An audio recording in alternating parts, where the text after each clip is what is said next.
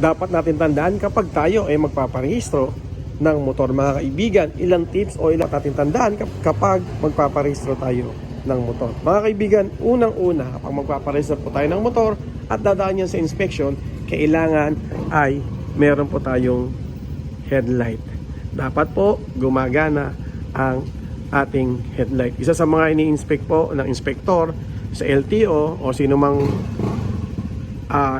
PMBIC na ang kanyang headlight ay dapat po ay gumagana. And sunod po na tinitingnan nila at chinecheck nilang mabuti ay ang iyong brake light. Kailangan ang brake light mo, mga kaibigan, ay gumagana at tama doon sa pagpreno niya. Tinitingnan din po yan at chinecheck nilang mabuti yung inyong mga brake light. Tapos kasama rin po sa chinecheck nila ay yung ating busina. Kung ang ating busina ay gumagana ng maayos at dapat po iyan ay gumagana. Kasama po sa mga chinecheck yan ng inspektor. Kailangan din meron tayong side mirror.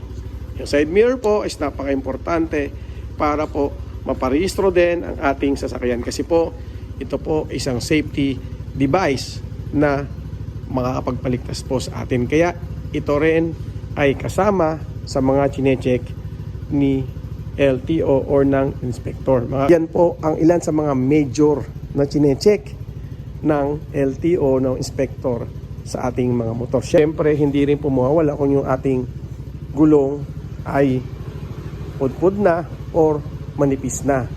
And then, tinitingnan din nila, mga kaibigan, kasama rin po sa chinecheck nila ay yung ating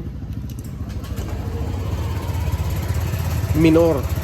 Kung yung ating minor po ay masyadong malakas or umiikot ng masyado yung ating gulong. Kasi minsan, totoo lang naman, real talk naman, merong gulong or merong minor na sobrang bilis na to, naka-minor pa siya, pero itong gulong niya ay sobrang bilis na po yan. Ibig sabihin yon ay may problema po at dapat po ay tama yung inyong minor kasi nagkakaroon din po ng problema.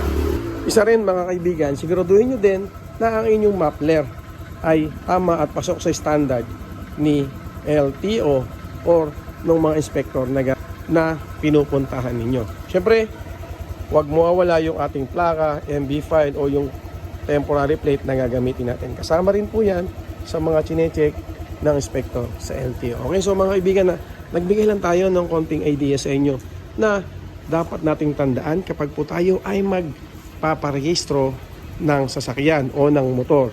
Yan po ay yung mga ibang bagay o yung mga lang tips natin na dapat yung tatandaan na dapat na huwag nyo kakalimutan na meron kayo niyan at dapat hindi nyo po tinatanggal para pumasa po ang inyong motor kapag po tayo ay nagparehistro. Okay? Yun lang. Maraming salamat. Bye-bye. Thank you.